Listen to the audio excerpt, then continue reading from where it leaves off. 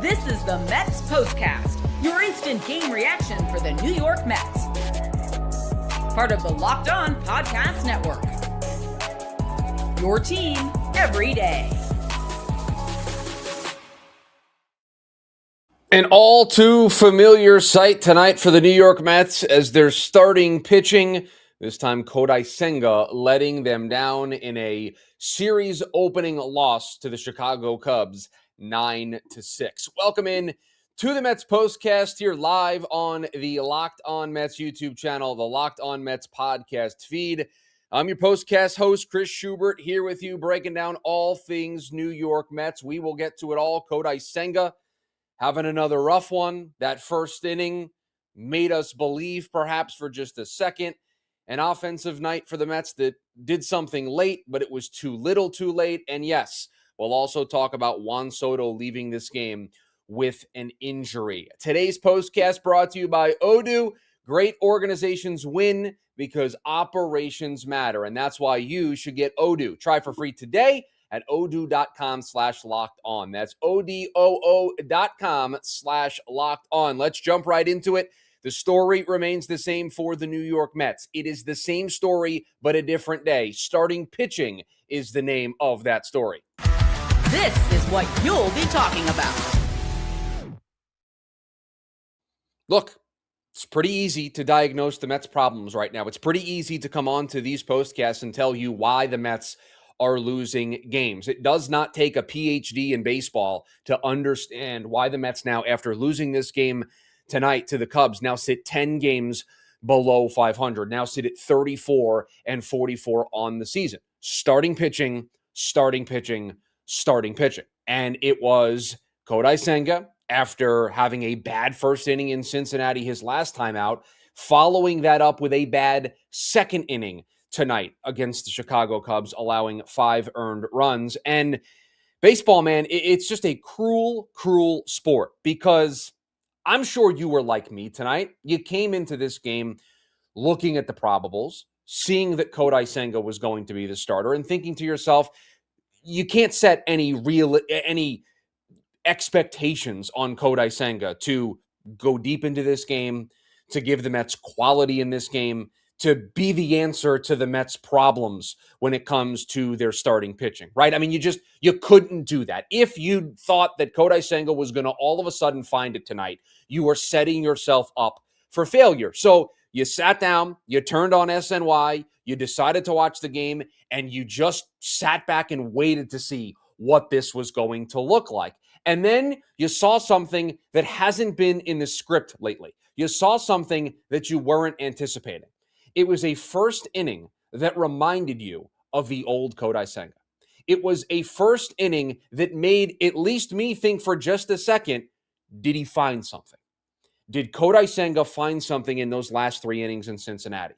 Has all of the work that Kodai has been putting together through the roller coaster of a ride that this season has been, is it finally culminated into what we saw in the first inning? And it was the fastball command.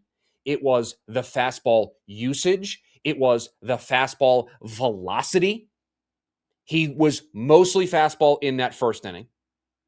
He was in the zone with the fastball, elevating it when needed.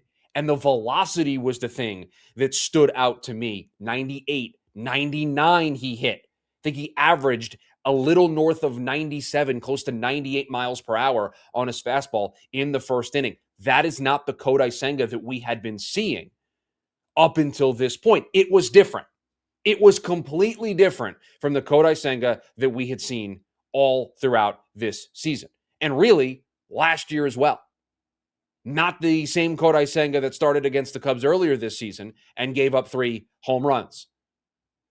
That first inning made you for just a second go, okay, maybe there's something here.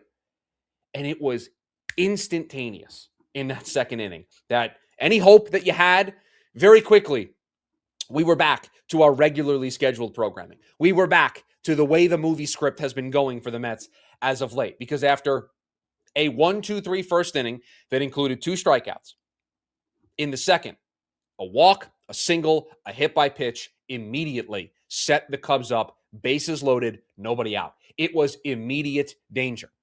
He got Nico Horner to strike out, but then he walked Kelly with the bases loaded, a sacrifice fly. So he traded an out for a run. You're thinking, okay, maybe he can get out of this only allowing the 2 earned runs. No. What has doomed Kodai Senga this season, walks and home runs.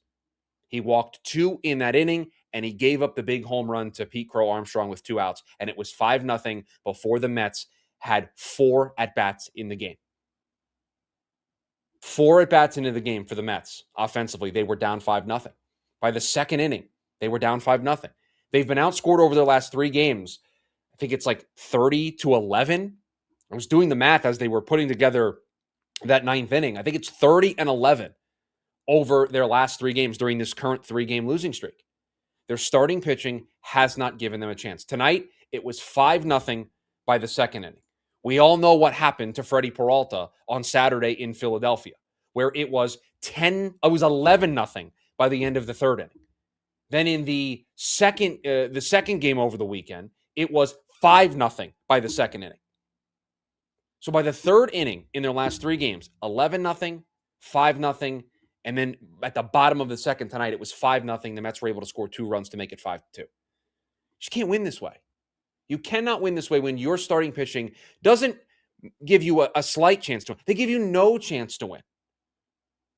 I mean, Carlos Mendoza doesn't have any better options right now unless they're going to call up Jonah Tong and the crop of prospects down in the minors that aren't necessarily setting Syracuse on fire right now. They're not lighting up the AAA stat board.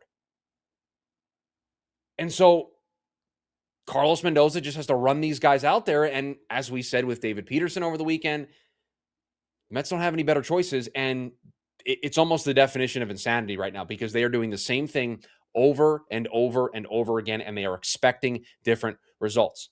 And I'm going to continue to say it. I said it on Sunday. I'll say it here again. David Stearns met with the media before the game, and he didn't give any inclination that the Mets are going to be sellers, nor should he. He didn't give any inclination that the Mets are giving up on this season, nor should he. He should continue to project a belief that there's time, a belief that they don't have to make a decision on whether they're going to be sellers at the deadline. That is what he should be saying.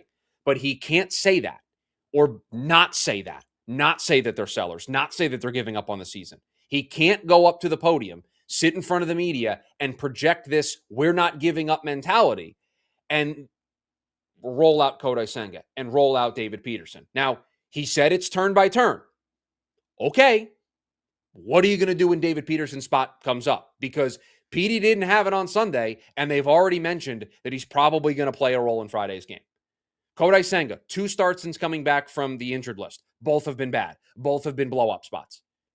Is he just going to take another turn? You say it's turn by turn, but if you don't actually do anything when these guys' turns come up, other than just run them back out there, then it's not turn by turn. You're committing to this as your rotation, and if you are, the Mets don't stand a chance. The Mets don't stand a chance. They cannot win baseball games when their starter can't give them more than 4 innings, has them down not just 1 run or 2 runs, but crooked numbers.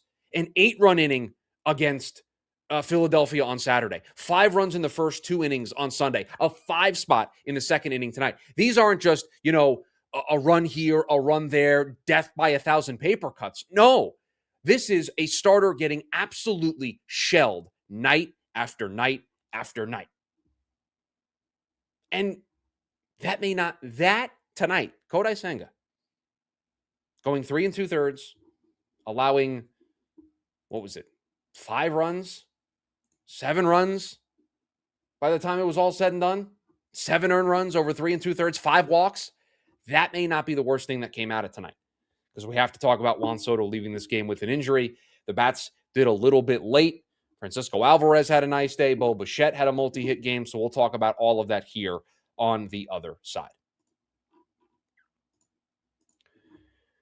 If you've got a sweet tooth like I do, you know how tough it can be to find that perfect treat without all the sugar. That's why Cotton Candy 5-Hour Energy Shots bring that nostalgic flavor back in a whole new way. The classic cotton candy taste that you remember, but now with a tasty caffeine boost and 0 sugar. A quick, easy way to satisfy that sweet craving while keeping things simple and on the go. I've always loved cotton candy, but can't be eating sweets all day. this a perfect alternative. This flavor really does bring that throwback fruity vanilla vibe, and it is surprisingly smooth. It's become my go-to when I want something sweet without going overboard. Bring on the sweetness with cotton candy 5-hour energy shots, available online now at 5hourenergy.com or on Amazon.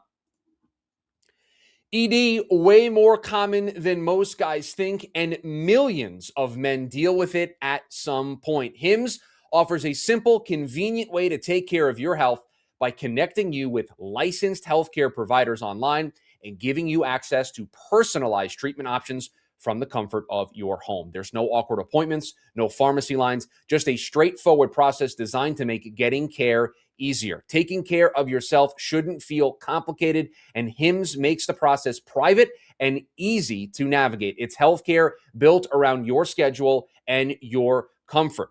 It's nice. You don't have to worry about making that appointment, not from the comfort of your own home, leaving work early to try to drive to make it to that appointment in the middle of the day. No, less stress, all from the comfort of your own home. When something is already uncomfortable to talk about, the last thing you want is a complicated process. Having the ability to start online from home makes taking that first step feel much more manageable. To get simple online access to personalized, affordable care for ED, hair loss, weight loss, and more, visit hims.com/lockedonmlb. That's hims.com/lockedonmlb for your free online visit. hims.com/lockedonmlb. Prescription required. See website for details and important safety information. Sildenafil is the generic version of Viagra. Viagra is a registered trademark of Viatris Specialty LLC. HIMS is not affiliated with or endorsed by Viatris. Running a business shouldn't feel like you're trying to connect a bunch of systems that were never designed to work together. One app for accounting, another for inventory, another for sales, and somehow none of them talk to each other. That's where Odoo comes in. Odoo, an all-in-one business management software that brings every part of your business together in one powerful platform. From sales and accounting to inventory and marketing, everything works in one place, helping your team move faster, stay organized, and focus on growing the business instead of managing software. The best organizations know that success isn't just about talent, it's about having everyone work towards the same goal, and that's true in sports just like it is in business. We've been talking about the starting rotation for this team here tonight on the POSTCAST.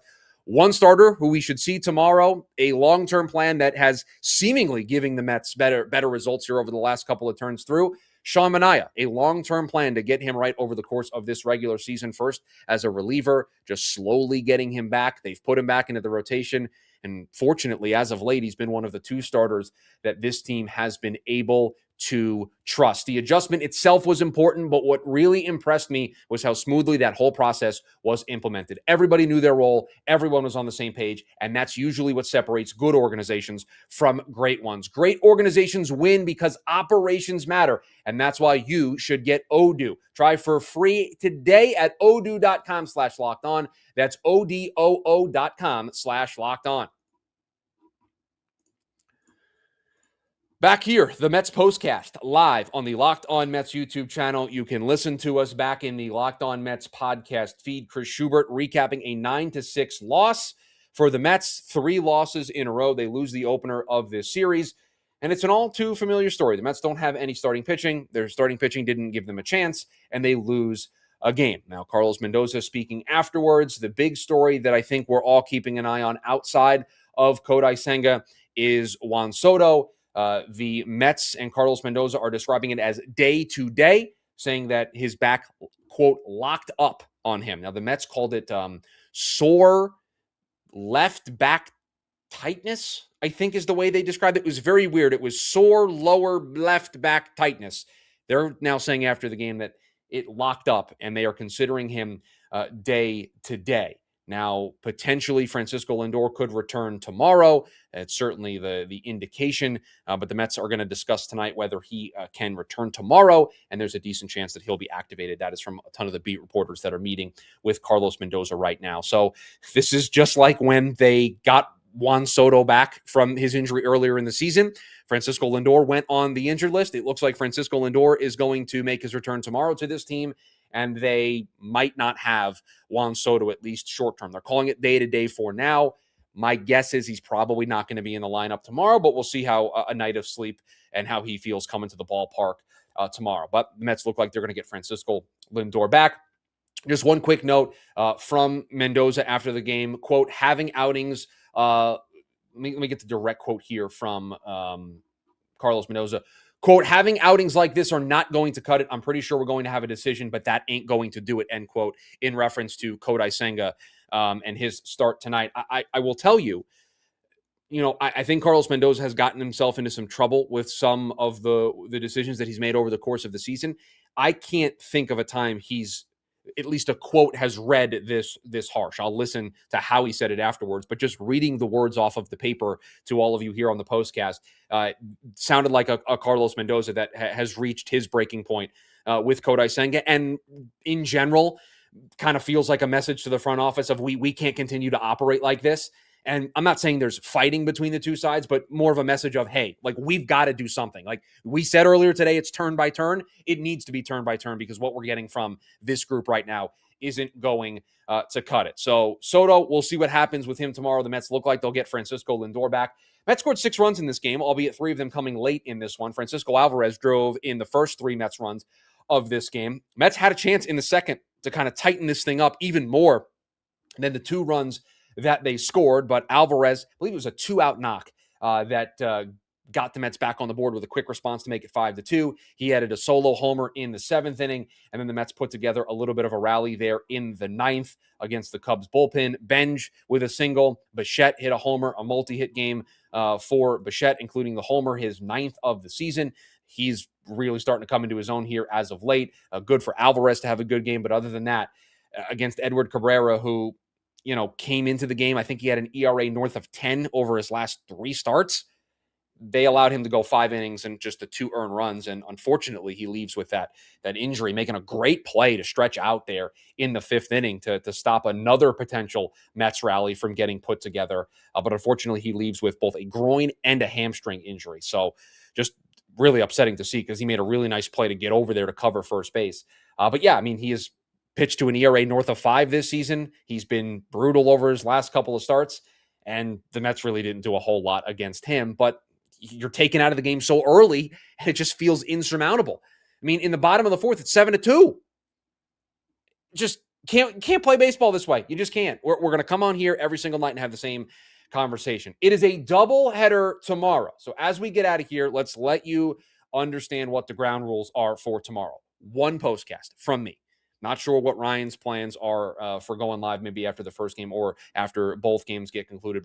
But for me, on the Mets postcast, we're going to go live after the second game of the doubleheader tomorrow. So just 1 postcast from us, and we will break down both games of the doubleheader. The Mets play 1:10 and 4:10. So a straight through doubleheader. We will be here after the second game gets done tomorrow. 1:10 and 7:10 tomorrow for those 2 doubleheader games. So we will be here the moment those games are done, recapping all of the action yesterday. And the last time the Mets played a doubleheader, I believe that was when they played Colorado, and we know how that went. They scored 1 run in 2 games and got shut out in the second game, and it was not good. So hopefully this doubleheader goes differently.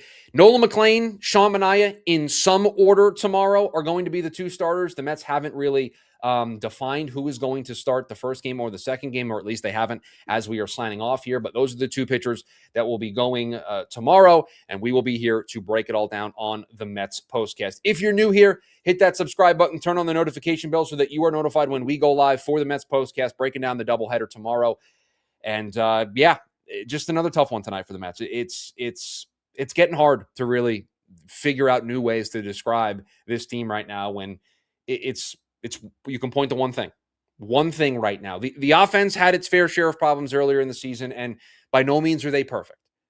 By no stretch are they perfect. But if you are looking at this team and trying to diagnose them as a doctor, priority number 1 is not the paper cut on the finger that might be the offense. It is this starting rotation just being an absolute mess. Fortunately, the Mets have the 2 guys in this rotation that you probably believe the most in right now going tomorrow. So maybe tomorrow will be different than what we've seen over the last couple of days. We will be here to break it all down on the Mets postcast. Until then, Have a good one, Mets fans.